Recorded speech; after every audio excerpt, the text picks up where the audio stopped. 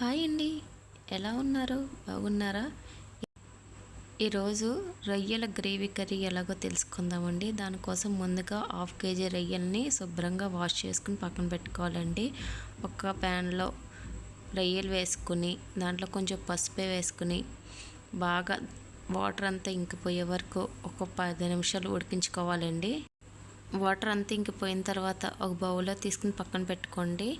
అదే ప్యాన్లో ఒక 2 స్పూన్లు ఆయిల్ వేసుకోండి. ఆయిల్ వేసుకొని ముందుగా 4 ఉల్లిపాయలు పేస్ట్ చేసుకుని పక్కన పెట్టుకోండి. అవి ఇందులో వేసి బాగా ఫ్రై చేసుకోవాలి.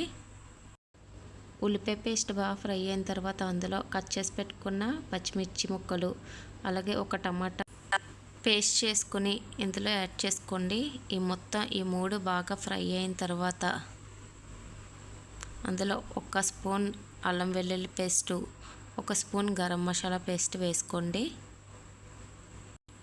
ఈ గరం మసాలా పేస్టు, అల్లం వెల్లుల్లి పేస్టు బాగా ఫ్రై అయిన తర్వాత అలాగే ముందుగా మనం ఉడకబెట్టుకున్న రొయ్యలు కూడా ఇందులో వేసి యాడ్ చేసుకుని బాగా ఒక 5 నిమిషాలు కలుపుకోండి. ఇందులోకి 2 స్పూన్స్ కారం, 1 స్పూను సాల్ట్ వేసుకొని ఈ మొత్తం అన్నిటిని కూడా ఒక 5 నిమిషాలు బాగా కలుపుకోండి.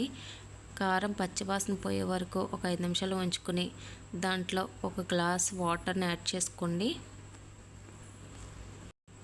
వాటర్ కూడా యాడ్ చేసుకున్న తర్వాత ఒక 5 నిమిషాలు బాగా కలుపుకొని మూత పెట్టుకొని మీడియం ఫ్లేమ్లో ఒక 10 నిమిషాలు బాగా ఉడకనిచ్చిన తర్వాత 1 spoon garam masala powder add చేసుకోండి. యాడ్ చేసుకుని 2 మినిట్స్ ఉంచుకుని కట్టేసండి. అంతే, మనకి రొయ్యల గ్రేవీ కర్రీ అనేది రెడీ అయిపోతుందండి. చాలా టేస్టీగా ఉంటుంది.